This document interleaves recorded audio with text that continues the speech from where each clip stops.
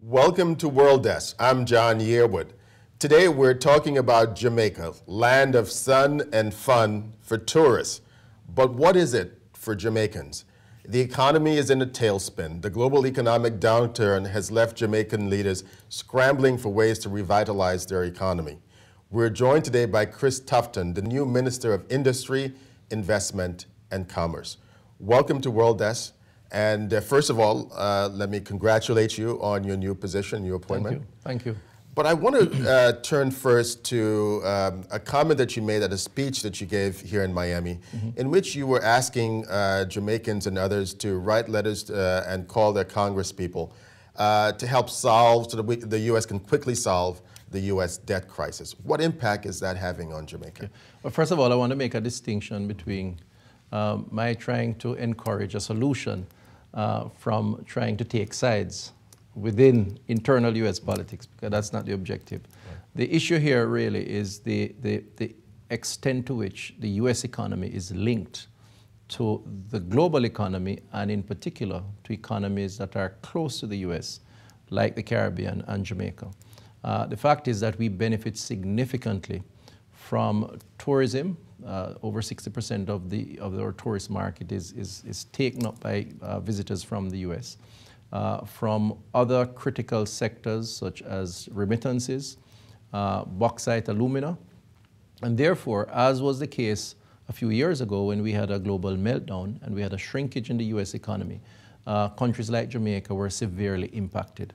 If you have a crisis here, then that is going to have implications for our economy. So we are encouraging a solution while not saying what that solution should be. But one of the things that Jamaica understands very well is a country that has a huge debt. I'm sure when you look at countries that could use an increase in its debt ceiling, Jamaica may be one of them. Sure. Is that one of the things that Jamaica is looking at as well? Yeah, well, we do have a major debt burden. And part of the arrangements that we have been able to pursue and agree on with the International Monetary Fund, we entered into an agreement with them, was to get support from the fund in exchange for us pursuing a particular program, which we needed to have pursued, and the government is committed to pursuing.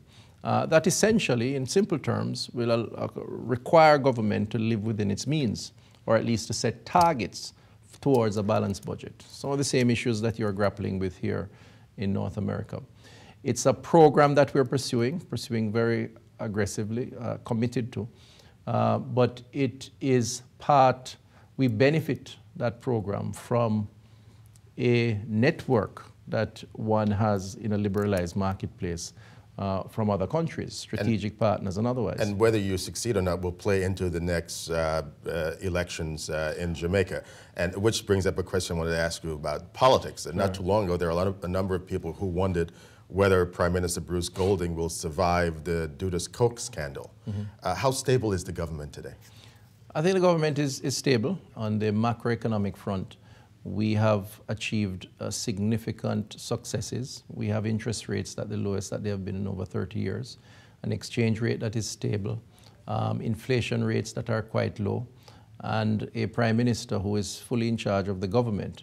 The particular incident that you referred to did have an impact in that it was a point of discussion. There were some social instability for a brief period.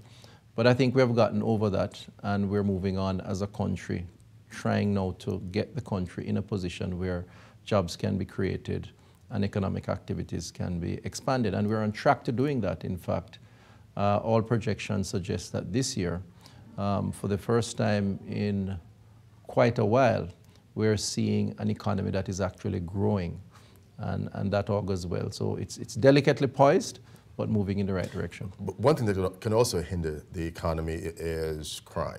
And that's an issue in Jamaica. Everyone's talking about it. The government is taking steps on. Although I thought I saw a statistic not too long ago that said that crime has actually gone down a bit in Jamaica. Is that correct? It's more than a bit. In fact, serious crimes have gone down approximately 40% over the last year and a half. Crime and the fear of crime has been seen as the single biggest threat to economic expansion in our country. And I think we have engaged a number of strategies, working with the security forces, working with bilateral and multilateral partners also to assist in this measure. And we are seeing positive results there, and we're hopeful that it will continue. Jamaica has remarkable success in the international sports arena. How can you harness some of that success to benefit the economy and the image of the country? Well, we have benefited significantly from sports, from culture, music. We have distinguished ourselves, and as a consequence have attracted tremendous attention. What I think we can do to capitalize on that is to build on the infrastructure that is available in Jamaica or would be made available to continue to cultivate that natural talent. I think the natural talent is definitely there.